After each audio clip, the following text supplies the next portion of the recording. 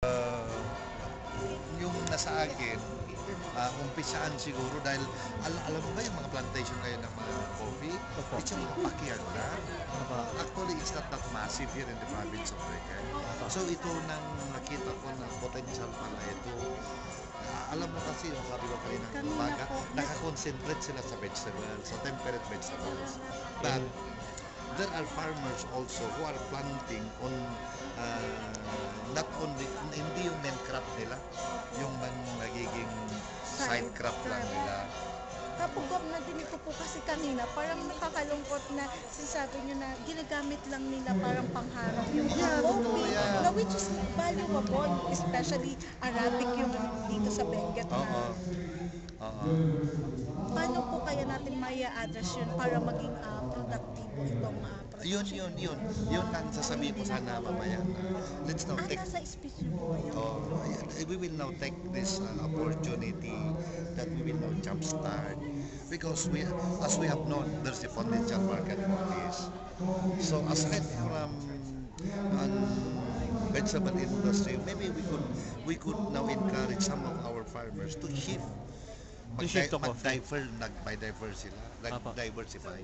Opo. Mm. Gov, kasi po kanina tinanong namin kung paano yung duration ng pagtatanim ng Arabica. So 1 year po yung process ng pagtatanim bago ma-harvest. Kaya po yung iba fresh crop yung Kaya ang gusto ng mga Yeah, Paano dahil po they natin- need it very Opo. badly. Then- Isabay din nila is the vegetables should be there but they will utilize a part of their area for coffee. Hindi pa kasi nila natitikman, nasusubukan na nakapagbenta ng coffee. ng premium na Arabica Oo, coffee. oo. Opo, yun nga po. Kasi po parang More often, yung mga sa bundok, yung mga dating tanim ng mga ninuno nila, yung mga dating tanim ng mga parents nila, nadatnan lang nila doon. So, yun, pang home consumption nila. But ngayon, let us now encourage, let's now motivate. Sana yung speech ni Madam Juan Arin, one. Ayan. yun ang magandang i-re-echo natin sa mga Opo, yung kanyang speech. dahil medyo kung minsan saturated na tayo sa kung minsan more often than not hindi kung minsan more often than not nag-overproduce kami ng mga temperate vegetables. So if they could plant on the sides, coffee and then really cultivate it for commercial For purposes. commercial. Kung pwede po ba na parang yung parang area na talagang magko-concentrate na lang, possible po ba yun na magko-concentrate na lang But sa it couldn't Arabica? be overnight. We have to slowly do it. So siguro sa akin, we will be converting sino sa Saudi yan, Felix? We will be converting part of our nursery to coffee. Actually, sa nursery namin may coffee. Sa kanina po kasi na-interview po namin yung provincial agriculturist nyo kasi po part of then na possible maging market yung organic farming ng Arabica.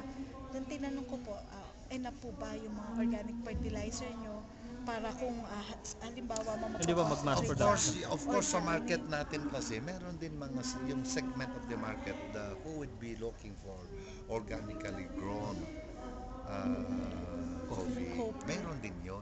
Pero, while some would be, if few farmers would be concentrated, dahil meron tayong mga organic producers din eh. But we have to tell them that they should include coffee also, not only temperate or leafy vegetables lang. Now, on the one, I think it should now be this group now. Sila na umpisa na magsabi na ganun. And government will be there to help.